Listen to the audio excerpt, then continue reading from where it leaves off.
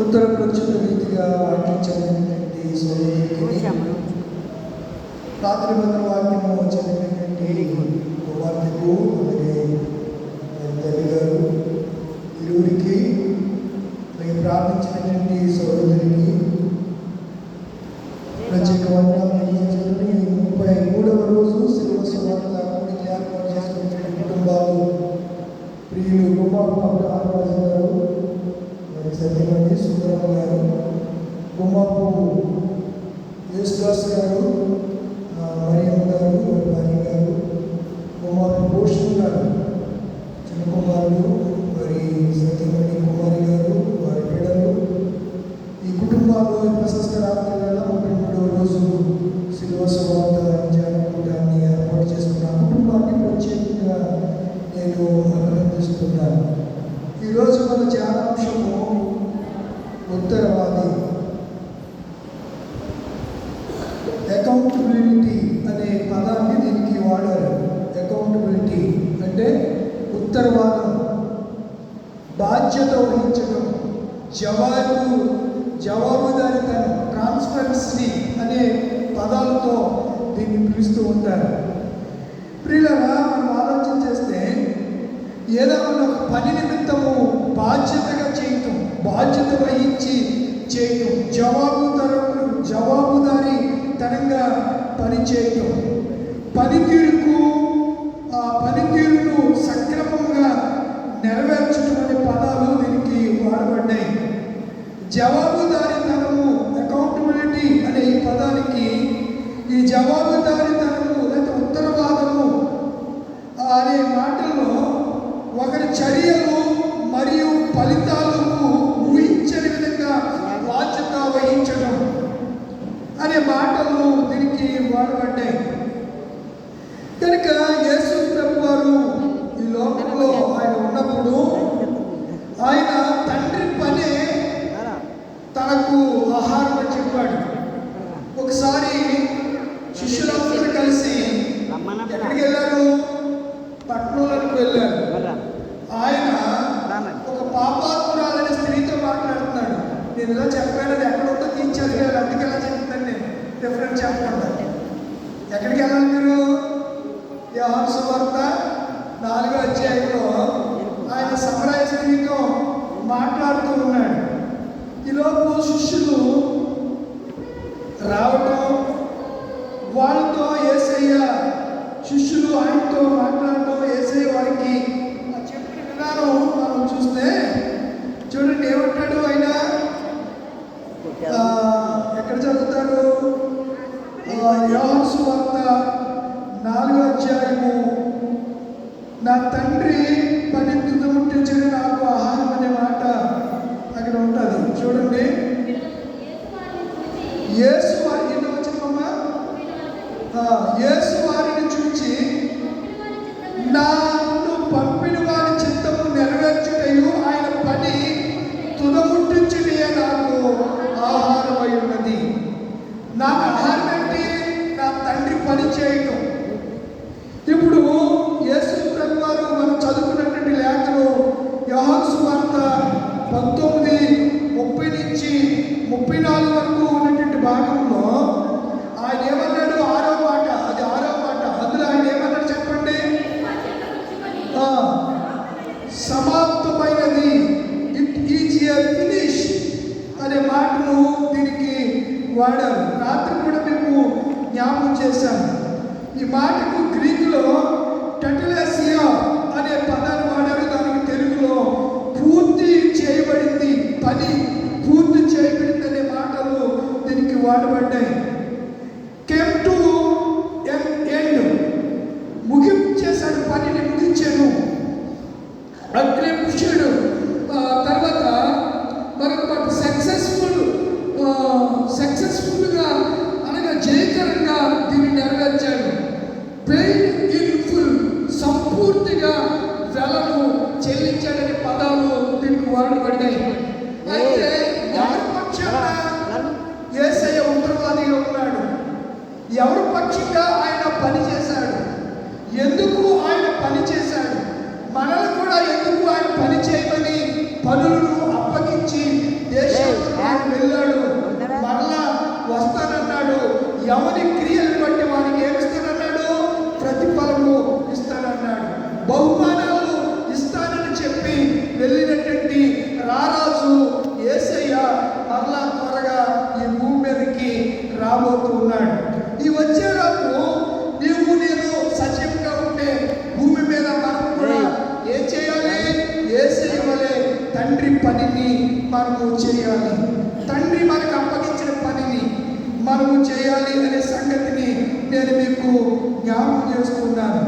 ఉత్తరవాదము అనే ఒక అద్భుతమైనటువంటి అంశాన్ని మనము ధ్యానం చేస్తున్నాం ఈ రాత్రి.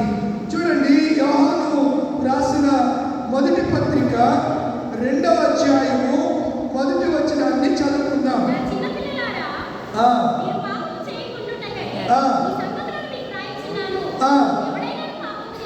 ఎవడైనను పాపము చేసిన ఎడల నీతిమంతుడైన యేసుక్రీస్తు అని ఉత్తరవాది. అక్కడ ఒకటని అంకేసి కింద ఏముంది? ఆదరణకర్త. ఉత్తరవాది అంటే ఆదరణకర్త. ఆదరణకర్త ఎవరు? పరిశుద్ధాత్ముడమ్మా. ఆదరణకర్త ఎవరు? పరిశుద్ధాత్ముడు. ఇప్పుడు మన పక్షంగా యేసు ప్రభు వారికి ఈ లోకంలో ఉన్నప్పుడు మనము చేయవలసిన పనిని ఎవరు చేశారు? యేసయ్య చేశాడు. దేవుడు మానవునికి తన చేతి పనుల మీద ఏమిచ్చాడు చెప్పండి? అధికారం ఇచ్చాడు. అయితే అధికారాన్ని ఎవరు కోల్పోయారు? చూడండి, కీర్తన గ్రంథం 8 అనుకుంటా. కీర్తనల గ్రంథము 8వ కీర్తనలో తీసుకున్నారా? నీ చేతి పనుల మీద మనిషికి వాడు అనగా మనిషికి దేవుడు తన సృష్టి మీద ఏమిచ్చాడు? అధికారం ఇచ్చాడు పని చేయటానికి. ఆయన అన్నాడు, నా యందు విశ్వాసం ఉంచేవాడు నాకంటే గొప్ప పనులు గొప్ప కార్యాలు చేస్తాడు అని ఆయన చెప్పాడు. యేసు ప్రభు వారు ఈ లోకంలో ఉండగా ఏనాడు ఆయన విశ్రమించలేదు. అందుకే నక్కలకు బరీలను ఆకాశ పక్షులకు గూడు ఉన్నాయి, కానీ నేను తలవాల్చి నిద్రపోవడానికి కూడా స్థలం లేదు. ఒక దినాన్న ఆయన గలిలయ సరస్సులో పడవ మీద ప్రయాణం చేస్తుంటే ఏం జరిగింది చెప్పండి? పెద్ద తుఫాను వచ్చింది. ఆయన ఆ పడవ అమరమున నిద్రపోతున్నాడట. శిష్యులందరూ భయపడి, ప్రభువా, మేము నశించిపోతున్నాము, మమ్మల్ని రక్షించవా అని కేకలు వేశారు. తుఫాను రేగింది. అలాంటి పరిస్థితుల్లో ఆయన చాలా ప్రశాంతంగా నిద్రపోతాడట. ఏ బెరుకు కానీ ఏ భయం కానీ లేదు. లేచి సృష్టికర్త సృష్టిని శాసించగానే సృష్టి ఏమైపోయింది? నెమ్మడించడానికి సముద్రము తుఫాను అణిచివేయబడింది. కనుక మన జీవితంలో తుఫాను వంటి శ్రమలు వస్తే మన పక్షంగా కార్యాలు చేయడానికి ఉత్తరవాది ఉన్నాడు. ఆయనే ప్రభువు. ఆయన లోకంలో ఉండగా ఆయన ఉత్తరవాది అయితే, ఇప్పుడు మన పక్షంగా ఉచ్చరింప సత్యము కానీ మూలుగులతో ప్రార్థన చేయడానికి మన యేసయ్య మనకి ఏమిచ్చాడు? ఆదరణకర్తనిచ్చాడు. ఆయన వెళ్తే ఏం చెప్పాడంటే, నేను వెళ్ళని ఎడల ఆదరణకర్త మీ అందరకు రాడు. నేను వెళితే ఎవరు వస్తారు మీ దగ్గరికి? ఆదరణకర్త వస్తాడు. అతడు మిమ్మల్ని నీతిని గురించి తీర్పుని గురించి మిమ్మల్ని ఏం చేస్తాడు? ఒప్పింపజేస్తాడనే మాటలు చెప్పినట్టుగా మనం చూస్తాం. చదువుదామా మాటలు కూడా ఒకసారి? యోహాను సువార్త 16వ అధ్యాయం అనుకుంటా. యోహాను సువార్త 16వ అధ్యాయంలో ఆ మాటలు మనము చూడగలుగుతూ ఉంటాం. చూడండి, ఎక్కడి నుంచి అంటే 7వ వచనం. అయితే నేను మీతో సత్యం చెప్పుచున్నాను, నేను వెళ్ళిపోవడం వల్ల మీకు ప్రయోజనం. నేను వెళ్ళని అలా ఆదరణకర్త. అక్కడ చూడండి, ఒకటనేసి కింద ఉంది. ఇందాక అక్కడ ఏమనుంది? పట్టుకోండి వాక్యాన్ని. యోహాను రాసిన మొదటి పత్రిక 2వ అధ్యాయము 2వ వచనం ఏమనుంది? ఉత్తరవాది అంటే ఆదరణకర్త. గ్రీకులో ఇక్కడ అసలైనటువంటి అర్థాన్ని యోహాను సువార్తికుడు రాస్తూ ఏమంటాడు? ఒకటని అంకేసి కింద ఏముంది? ఈరోజు మన అంశం ఏంటి? ఉత్తరవాది. మన పక్షాన పనిచేసేవాడు, మనల్ని సర్వసత్యంలోనికి నడిపించేవాడు, మన పక్షంగా విజ్ఞాపన చేసేవాడు, పాపములో పడిపోతున్నప్పుడు పడిపోయిన పతనమైనటువంటి జీవితాన్ని సన్మార్గంలోనికి నడిపించేవాడు, పశ్చాత్తాపము కలుగు చేయవాడు అనే మాటలు మనం చూస్తూ ఉంటాం. చూడండి, ఆదరణకర్త మీ ఎందుకు రాడు? నేను వెళ్ళిన ఎడల ఆయన మీ ఎందుకు. ఆయన అనగా ఉత్తరవాది ఆదరణకర్త వచ్చి పాపమును గురించి, ఎందు వచ్చిన నీతిని గురించి, తీర్పుని గురించి, లోకమును ఏం చేస్తాడు?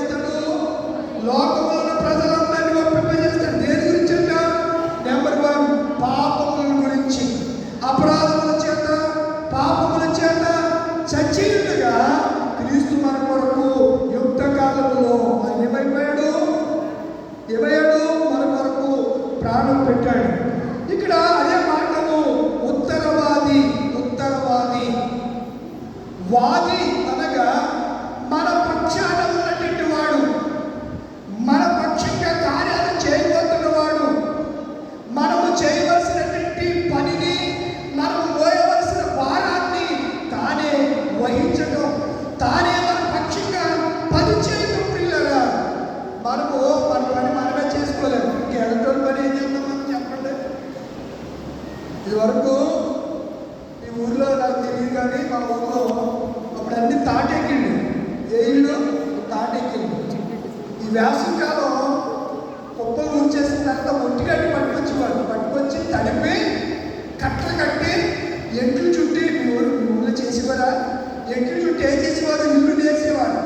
అప్పుడు పక్కోటి వేసుకుంటే ఆ పక్కన ఇద్దరు ఇళ్ళులో వెళ్ళి సాయం చేసి కట్టలు కట్టేసి ఎంట్లు పట్టేస్తే తెల్లారి ఉదయమే ఆ వాళ్ళు మనుషులు పెట్టుకుని గడ్డి వేయించుకునేవారు. తాటెక్కిళ్ళు ఉన్నప్పుడు ఒకరికొకరు హెల్ప్ చేసుకునేవారు. ఇప్పుడు ఎవరి పనిలో ఎవరు బిజీ షెడ్యూల్ వారిది, ఎవరు మానాన్ని వాళ్ళు వెళ్ళిపోతున్నారు. ఒకవేళ ఎవరన్నా పడిపోయినా ఇలా చూసి వెళ్ళిపోతున్నారు, ఇలా చూసి వెళ్ళిపోతున్నారు.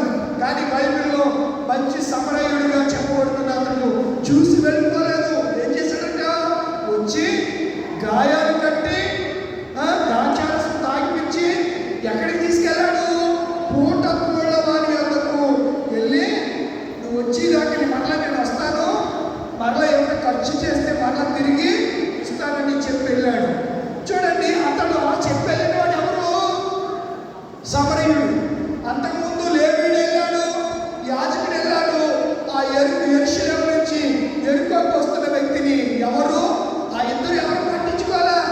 సమరయుడు ఏం చేశాడు చెప్పండి, పట్టించుకుని తన గాడిద మీద ఎక్కించుకుని పూట పూల వారి ఇంటికి తీసుకెళ్లి సపర్యలు చేశాడు, ఆహారం పెట్టించాడు. మరలా నేను తిరిగి వస్తాను అందాక ఈ 2 నాణేలు ఉంచు అని చెప్పి అతనికి ఇచ్చి ఎక్కడికి వెళ్ళాడు, తన దారిన తన పని మీద అతడు వెళ్ళాడు. నిజంగా ప్రియులారా, నేటి దినాల్లో మనం చూస్తే ఎవరు కూడా సహాయం చేసేవారు ఉన్నట్లే. కొన్నిసార్లు ఆపదలో ఉన్నప్పుడు సహాయం చేయవారు లేని కాడు చెప్పినే దావీదు 37వ కీర్తనలో మొరపెడుతున్నాడు, నీవు నాకు సహాయకుడిగా ఉన్నావు. భక్తిహీనుడు ఎంతో ప్రబలపోతున్నారు. ఏం చేస్తారంట చూడండి, 37వ సంకీర్తనలో కొన్ని మాటలు ఇది వరకు నేను కొన్ని మాటలు మీకు జ్ఞాపకం చేయాలని నేను చెప్పిన మాటలే మీరు చదవండి. 37 కీర్తన ఏం చదువుకుంటాం మనం అక్కడ చూస్తే చూడండి, యెహోవా కొరకు కనిపెట్టుకుని ఉండము. 34 వచ్చాము, ఆయన నీ మార్గమును అనుసరించు, భూమిని స్వతంత్రించుకున్నట్టు ఆయన నిన్ను ఏం చేస్తాడు, ఎవరినా నమ్మకు, యెహోవాను నమ్ముకో. ఎవరు నమ్ముకోవాలి, ఆయన ఏం చేస్తాడంట, హెచ్చిస్తాడు. తూర్పు నుండి పడమటి నుండి హెచ్చు కలగదు, యెహోవాని మనము హెచ్చింపబడతాం. మరొక మాట అంటున్నాడు, భక్తిహీనులు నిర్మూలన కాగా నువ్వు చూస్తావు. ఇంకో మాట అంటున్నాడు అక్కడ, భక్తిహీనులు ఎంతో 35 భక్తిహీనుడంట దేవుడంటే భయం లేనివాడు, దేవుని మందిరానికి రానివాడు, దేవుని సేవకుని హింసించేవాడు, వాడంట ఎంతో ప్రబలటం, ఎంతో సంపాదించడం నేను చూచి ఉంటుంది. అది మొలిచిన చోటనే విస్తరించిన చెట్టు వలె వాడు వర్ధిల్లుండెను. అయితే అయినను ఒకడు ఆ దారిని పోయి చూడగా వాడు లేకపోయాను, నేను వెతికిని కానీ వాడు. అంటే భక్తిహీనుడి యొక్క స్థితి ఎంతకాలం, కొంతకాలమే. దావీదు అంటున్నాడు, వాడు ఎంతో ప్రబలిపోయాడు, కోట్లకు పడగెత్తాడు. అయితే మరొక దినాన్ని వెళ్ళాను, వాడు మొలిచిన చోట ఉంటాడేమనుకున్నాను, ఎంత వెతికిన అతడు నాకు కనబడలేదు. అయితే మనకి ఎవరున్నారు, ఉత్తరవాది ఉన్నాడు, మనకి ఎవరున్నారు, ఆదరణ చెప్తున్నాడు. కనుక మనము అడగాలి, ఎవరిని, యేసయ్యను అడగాలి, యేసయ్యను మనము అడగాలి. ఇంకా ఆయన అంటున్నాడు కదా, ఇంకో మాట చెప్తున్నాడు, నిర్దోషులు కనిపెట్టుము, యథార్థవంతులను చూడుము, సమాధాన పరచు వారి సంతతి నిలుచును. కానీ ఎవరి సంతానం నిలుస్తుందంట, గొడవలు పెట్టేసి సంఘాలు ఎడబట్టేసి కుటుంబాలు కులంబాలు పంపలు కూల్చేసేసిన వాడు ఎలా ఉంటాడంటే వాడి సంతానం ఏమైపోతుందంట, చెప్పండి అమ్మా, ఏమవుతుంది, నిర్మూల భక్తిహీనుల సంతతి 38 అంటాడు.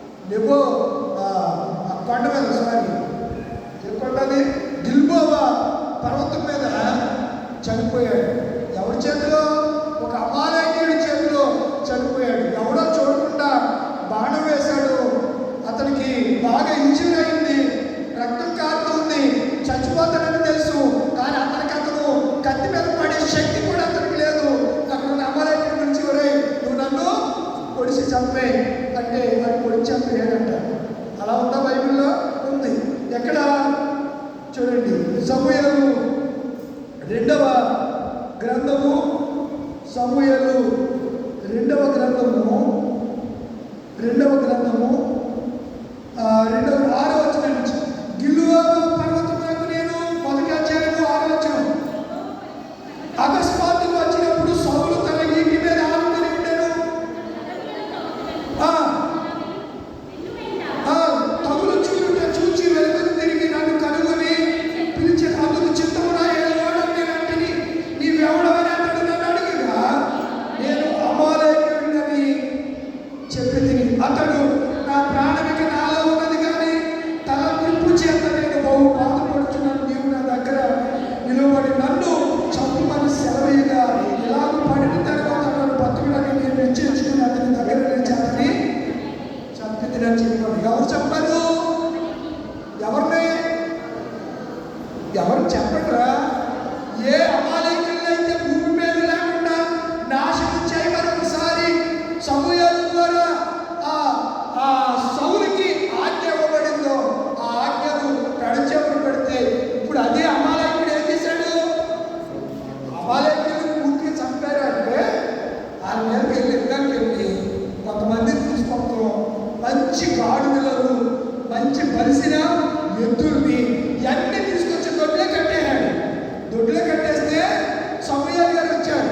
సమూయేలు గారు వచ్చి, ఏంటైనా రైతులు వినబడుతుందంటే, ఏమి లేదు ప్రవక్త గారు, సమూయేలు గారు, ఏమి లేదు ఆయన, అక్కడి నుంచి మన వాళ్ళు నీకు విందిద్దామని, నీకు గిఫ్ట్ ఇద్దామని, దేవుడికి బలం ఇద్దామని ప్రొవ్విన వాటిని తీసుకొచ్చారని చెప్పాడు. వాటికి కావాలా దేవుడికి?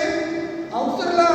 అలా ఏ జాతినైతే నిర్మూలన చేయమని దేవుడు చెప్పాడో ఆ జాతిని నిర్మూలన చేయకుండా కాపాడిన సౌలును తిరిగి దేవుడు తీర్పుడు అగమ్యకు వచ్చినాడండి. ఏం విత్తుతావో కోసాడా లేదా? సౌలు అమాలేకుడు చెప్పనంటే చెప్పుకోకుండా వస్తే అదే అమాలేకుడు గిల్బోవ పర్వతం మీద ఏం చేశాడు? చంపేశాడు. చంపేస్తే ఇదేదో పెద్ద ఇష్యూలాగా దావీదు గారు భలే చంపేశావు సౌలు రాజు గారిని నేను అనుకుంటాడని వచ్చి ఎవరికి చెప్పాడట? చెప్పడరా? దావీదుకి చెప్పాడు. దావీదు ఏం చేశాడు చూడండి. అందుకు దావీదు 14వ వచనం,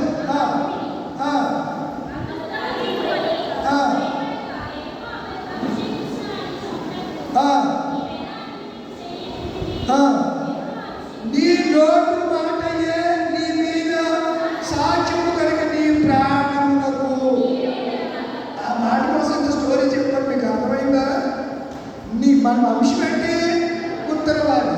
ఇప్పుడు దావీదు అంటున్నాడు, నీ నోటి మాటయే నీ మీద సాక్ష్యము కనుక నీ ప్రాణమునకు. నీవే ఉత్తరవాదివి అని వానితో చెప్పి తన పని వారిని ఒకరిని పిలిచి, నీవు పోయి వాని చంపు మనకు అతడు వారిని కొట్టి చెప్పు. దావీదు ఎంత రాజ నీతిజ్ఞుడో మనకి ఇక్కడ అనుకోదు. రే, ఆ సౌలు ఎలాంటాడంటే నీకెందుకురా? వాడు సౌలు నన్నే వాడు చంపడానికి ప్రయత్నం చేశాడు. భోజనాల గురించి ఏం చేశాడు? చంపాలని ఈటి విసిరాడు. కాబట్టి ఎవరన్నా తిండి పెట్టి చంపుతారు ఏంటంటే ఎంత దుర్మార్గుడు. ఎవరు? సౌలు. వీళ్ళిద్దరూ యోనాతాను సౌలు బాగా స్నేహంగా ఉంటున్నారని వార్త తెలిసి వాడు ఏం తింటాడు తెలుసా? ఆగడగొట్టుదాని కొడుకు అసలు మీ అమ్మాయి ఎలా కన్నా అన్నాడు. కన్నదెవడు? వీడే. ఆ కొడుకుని అట్టుకుని అమరాడు అనేసినప్పటికీ మా నాన్న ఏమైనా సరే దావీదుని చంపేస్తాడు, బతికిడని దావీదుకి నువ్వు భోజనానికి రాకు, వస్తే కంపల్సరిగా మా నాన్న చంపేస్తాడు. 2 మార్లు భోజనం పెట్టి సౌలు ఎలా కూర్చుని దావీదుని అలా ఎదురుగా పెట్టి తింటుండగానే ఏం చేసేవాడు? వీటిని సిద్ధు ఉండేవాడు. దావీదు చాకచక్యంగా తప్పించుకుని పారిపోతూ ఉండేవాడు. అలాంటి వ్యక్తిని ఒక అమాలేకుడు చంపితే శరీరం మంచి భలే చంపేసావు నా శత్రువుని అనాలి.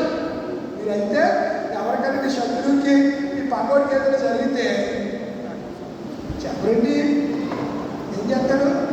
మంచిగా చికెన్లకి నేను అంటానే ఉన్నాను, అయ్యి బాబోయ్ ఓ విసుపడిపోయింది, విసుపడిపోయేవాడు బాగా అయిందా, ఇప్పుడు ఏమైంది అని అంటాం.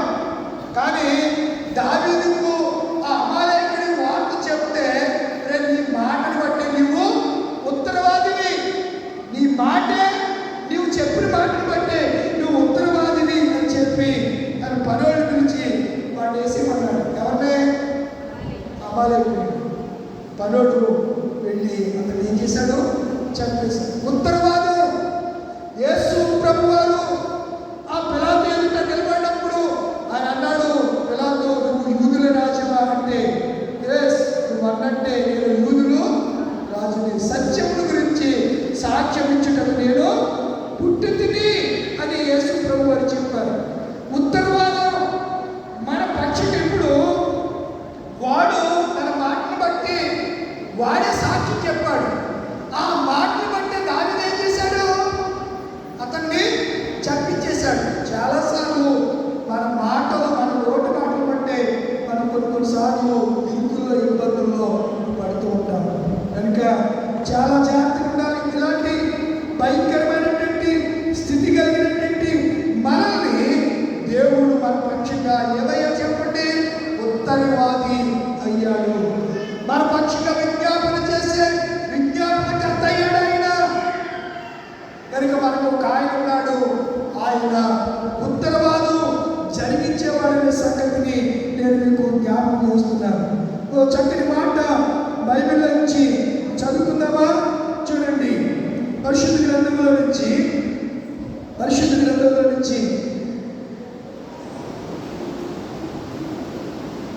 యెహోషువ గ్రంథము 2వ అధ్యాయము 19వ వచనం. యెహోషువ గ్రంథము 2వ అధ్యాయము 19వ వచనం. త్వరగా చదవాలి. తీసుకోలేదా అమ్మా? నీ ఇంటి ద్వారంలో నుండి వచ్చేవాడు తన ప్రాణమునకు తానే, ఎవరితో చెప్తారు ఈ మాట? యెహోషువ కాదు, వేగుల వారు రాహాబుతో చెప్తున్నారు. ఎవరితో చెప్తున్నారు? వేగుల వారు తను ఏం చేసింది? దాచిపెట్టింది. కనుక కిటికీకి ఏం కట్టారు? మనసారి చెప్పేసింది. మన సందర్భం ఉత్తరవాది అనే అంశం గురించి చెప్తున్నారు. కిటికీకి ఏం కట్టారు? దారి కట్టారు. అందులో నుంచి రాకూడదు, మీరు ఆ ఇంట్లోంచి మీరు బయటికి రాకూడదు. మేమే మీ ఇంట్లోనికి వస్తాం.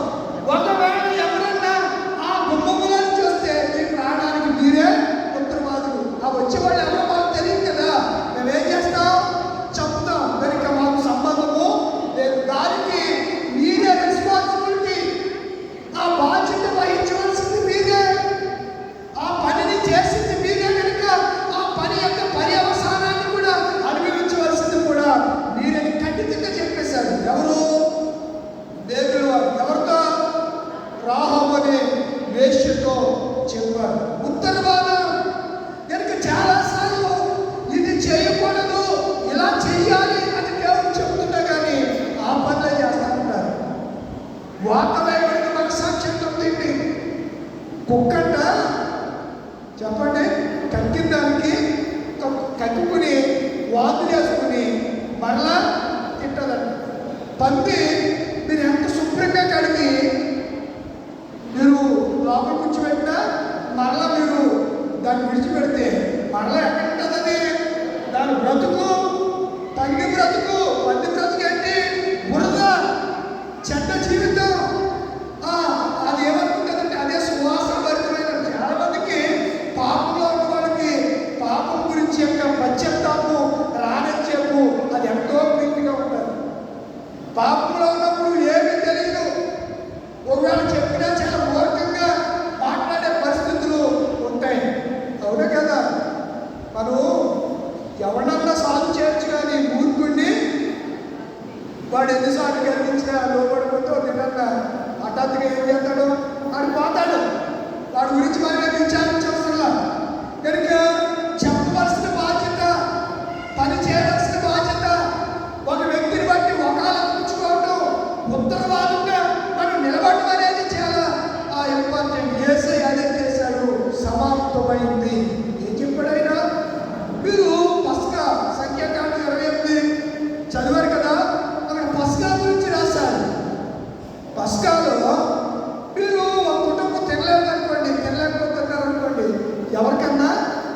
పెట్టండి, అంతేగాని తెల్లారి దాకా ఉంచుకుని అసలు మనకి చాలా మందికి 2 దినాల్లో ముద్ద లేకపోతే ఏం చేయదు, ముక్క లేకపోతే బాగా చేస్తారు, ఈ బాగా చేస్తారు, ముక్క లేకపోతే ముద్ద దిగదు. అలాగే రేపు పొద్దున్న దాకా ఉంచుకోకూడదు అని చెప్పిన కొంతమంది అలాగే ఉంచుకున్నారు. మన్నా కూడా అలాగే చెప్పాడు దేవుడు, తెల్లారి దాకా ఉంచుకోకుండా అది ఏమవుతుంది, పురుగు పట్టి కప్పు వచ్చేస్తుంది. తెల్లారి దాకా ఉంచుకోకుండా ఏ రాడిని ఆ రాడి సమకూర్చుకుని తినేయండి అంటే వాళ్ళు అలా చేసి దేవుడి ఉగ్రతను అనేక సార్లు చెప్పినా మొండి వాటిని ఎన్నిసార్లు చెప్పండి. కొంతమంది లోబడినటువంటి పరిస్థితి సౌలు లేకుంటే ఒక్కసారి సాగుతున్నాయి ఎన్నో పర్వతం మీద వాడి బట్టి నీతిమంతుడైన యోనాతాను కూడా చచ్చిపోయాడు. తండ్రి బట్టి కొడుకు కూడా ఏమైపోయాడు, చనిపోయాడు. ప్రియులారా, కనుక మనం ఆలోచించేద్దాం. కానీ యేసయ్య మన పక్షాన ఎలా ఉన్నాడంట, ఉత్తరవాది ఉన్నాడు అనే సంగతిని నేను జ్ఞాపకం చేస్తున్నాను. సమయం అవుతుంది, ముగింపులోకి వద్దాం. చూడండి, మరొక రిఫరెన్స్ మీకు జ్ఞాపకం చేయ నేను ఇష్టపడుతున్నాను. యెహెజ్కేలు గ్రంథము 3వ అధ్యాయము 20వ వచనం చూడండి.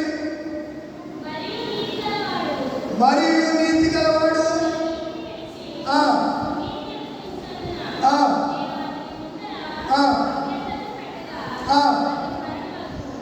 ఏంటమ్మా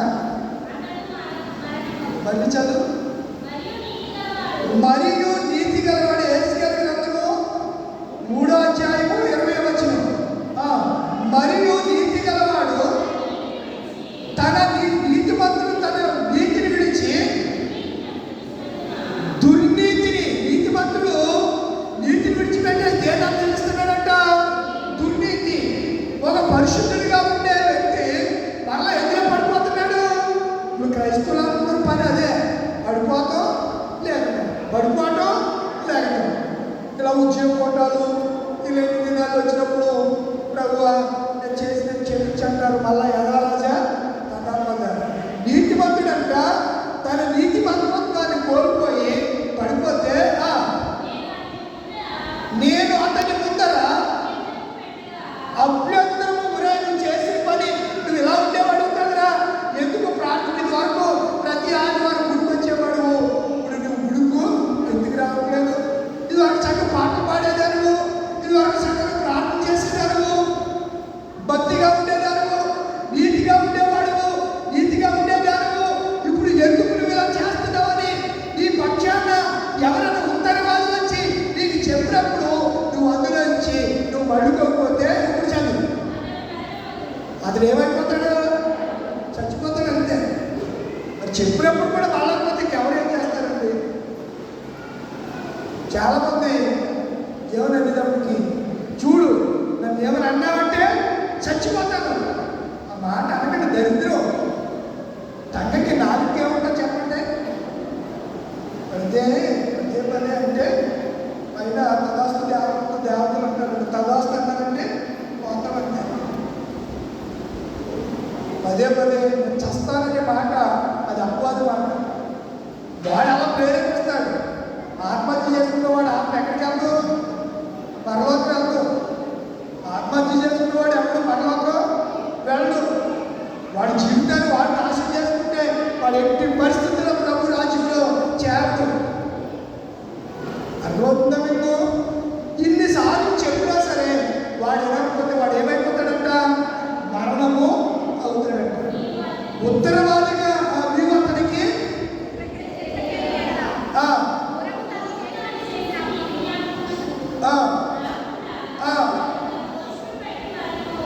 అతడు తన దోషమును బట్టి మరణమవుతాడు. చాలా మనం కనుక మనం ఆలోచన చేస్తే చేసినటువంటి పరిస్థితి తప్పిపోయిన మార్గము తండ్రిని విడిచి దూరం అయిపోయినప్పుడు ఎవరన్నా గద్దించి చెప్పినప్పుడు విసుక్కోకండి, వాళ్ళని తిట్టుకోకండి.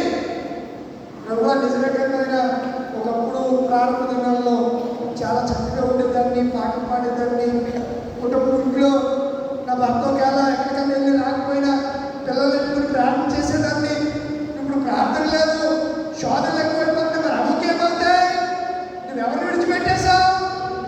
పక్షాన ఉన్నటువంటి ఉత్తరవాదిని దేవుడు విడిచిపెట్టేశావు. నువ్వు నీ ఇష్టానుసారంగా లోకంలో నువ్వు వెళుతూ ఉన్నావు. మరొక మాట మీకు జ్ఞాపకం చేస్తాను. చూడండి, పరిశుద్ధ గ్రంథంలో నుంచే యేసయ్య గ్రంథం 33:4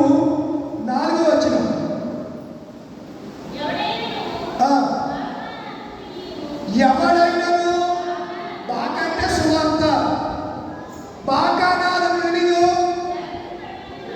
జాగ్రత్త పడనందున అమ్మా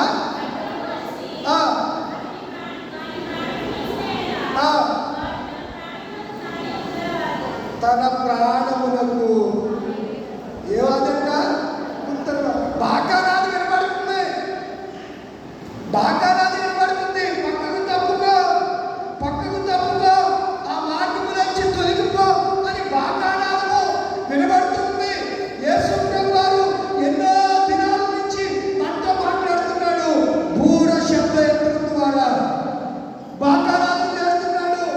మీరు ఎలా ఉంటే నేను మిమ్మల్ని ఆశీర్వదిస్తాను, ఎలా ఉండండి అని చెప్పినా వినకపోతే ఉత్తరవాది నీ ప్రాణానికి నీవే ఉత్తరవాది అయిపోతావు. అక్కడ ఏమన్నాడు? మరలా చదువు. ఎవడైనను బాకానాదము వినియును ఏ పడినందున జాగ్రత్తగా పడనందున ఖడ్గము వచ్చి తన ప్రాణానికి తానే ఉత్తరవాది. ఖడ్గం. ఇప్పుడు యుద్ధం జరుగుతుంది, మీరు అందరూ ఇంట్లోంచి బయటికి రావద్దని చెప్పారనుకోండి, బాంబు వేస్తారు, AK-47 వచ్చి వీధిలో ఉన్న వాళ్ళు కాల్ చేస్తారని చెప్పినప్పుడు నేను పెద్ద వీరుని శూరుడని ఆ గుండె ఎడబాకుండా నేను వెళ్ళి నాకు ఎదురు చూపించడమే తెలుసు కానీ వెళ్ళి చూపించడం తెలియదని ఎదురుకుంటే ఏం చేస్తాడు? చెప్పండి, ఏం చేస్తాడు? ఖడ్గంతో నరుకుతాడు. ఇప్పుడు నీకు చెప్పబడింది కదా, ఖడ్గం వస్తుంది, ఎదురు వెళ్ళదని చెప్పబడింది కదా. చెప్పబడిన నువ్వు ఎదురు వెళితే నీ ప్రాణానికి ఎవరు ఉత్తరవాది? నీవే. అప్పుడు దేవుడికి సంబంధం లేదు. ఆయన చెప్పాడు, చెప్పినా సరే నువ్వేం చేయలేదు, వినలేదు. ఆయన చెప్పినా నువ్వు వినలేదు. చాలా మంది రెండు దినాలు అలాగే ఉంటున్నారు. ఎన్నిసార్లు కనిపించాలండి, చెప్తే బాధ చేస్తుంది. మనవాడికి అందరికి ఏం కావాలంటే ఏ జీవులు ఉన్నాయి, ఆ బాధలు ఎక్కువైపోయాయి. అందుచేత వాళ్ళని పోజేసుకుంటున్నారంట. మరి ఇలా పోజేసుకునే బాధ ఉంటే నీ పక్షాన ఉత్తరవాదిగా ఎలా ఉంటాడా? ఉండలేడు కదా. కనుక ఈ రాత్రి ఉత్తరవాదం అనే అంశాన్ని మరి జ్ఞాపకం చేస్తున్నప్పుడు యేసు చెప్పిన మాట ఏంటనగా చిరక పుచ్చుకుని సమాప్తమైనదని చెప్పాడట. ఏం చెప్పాడు? కేమ్ టు ముగింపుకు వచ్చేసింది. అకాంప్లిష్డ్, పూర్తి చేసేయాడు. పెయిన్ వెల చెల్లించేశాడు. ఆయన సక్సెస్ఫుల్గా ఆయన విజయవంతంగా తన కార్యాన్ని, తన పనిని ఆయన నెరవేర్చాడు. నీకు కూడా పని అప్పగించాడు. పనిలో నువ్వు ఎలా ఉంటున్నావు? నువ్వు పని చేస్తూ ఉంటే ఆయన నీకు సహాయం చేస్తాడు. సోమరదానిలాగా ఉదయం ఎన్నింటికి లేగాలి? చెప్పండి, ఎన్నింటికి లేగాలి? 5-4కి లేగాలి. ఈ రోజులో ఎంతైనా ఆడమని చిక్కులో లేకపోతే పాస్పోర్ట్ తిరుగుతలేదు. దరిద్రం అంటే కందలకడని లేగాలి. యేసుక్రీస్తు ఇంకా చీకటి ఉండగానే కందలకడని ఏం చేసేవాడు? ఆయన ప్రార్థన చేసేవాడు. లేగాలి అంటే మిమ్మల్ని అంటే కుటుంబ యజమాని కూడా లేగాలి. ఆయన గారు కూడా లేచి ఏం చేయాలి? దేవుడి సన్నిధిలో ధూపం వేయాలి. ధూపం అంటే ప్రార్థన చేయాలి. 2 దినాల్లో 12 అయ్యేదాకా ఇలా కూటాలన్నప్పుడు పర్వాలా, ఇంటప్పుడు కూడా వ్యర్థంగా కార్యాలు చేస్తారు. స్మార్ట్ ఫోన్లో చూడడం, ఎవరు పనిలో వాళ్ళు నిమగ్నమై 1 గంట 2 దాకా పడుకోరు. మరి అలాంటప్పుడు ఉదయం ఎలా లేస్తారు? అమ్మోళ్ళు 3ంటికి లేచి వాళ్ళు పనులు చేసి అన్నం పెట్టేసి పనులకు వెళ్ళేవాళ్ళు. చాలా కష్టమైన పనులప్పుడు ఈ దినాల్లో ఎంత సుఖించే మన ఉత్తరవాది, మన ఆదరణకర్త, మన ప్రభువైన యేసు ఎంత సౌఖ్యాన్ని, సౌలభ్యాన్ని, సుఖాన్ని మనకి ఇచ్చేస్తాడు. ఇంకా సుఖపడిపోవాలని కోరుకుంటున్నాం అంతే. ఇంకా సుఖ జీవితానికి అలవాటు పడిపోతున్నామే తప్ప కష్టించి పనిచేయాలని అనుకోవట్లేదు. చదవచ్చండి, కళ్ళు మూసుకోనండి. ఈ ప్రశస్తమైనటువంటి ఈ దినాన్న యేసు ప్రభు అంటున్నారు కదా, ఉత్తరవాదిగా నేనున్నాను, నా పక్షంగా ఆయన విజ్ఞాపన చేయడానికి, పని చేయడానికి ఆయన సిద్ధపడుతున్నాడు. నువ్వు పని చేస్తే నీ పనిలో ఆయన సహకారుడిగా ఉంటాడు. నువ్వు చేసిన పనులను ఆయన దీవిస్తాడు. నీ రెక్కల కష్టార్జితాన్ని